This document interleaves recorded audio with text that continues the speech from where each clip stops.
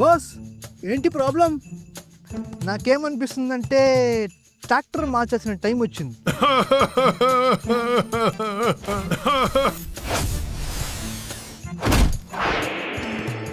Boss, problem నాలో కాదు, మీరు యూజ్ చేస్తున్న ఆయిల్లో ఉంది.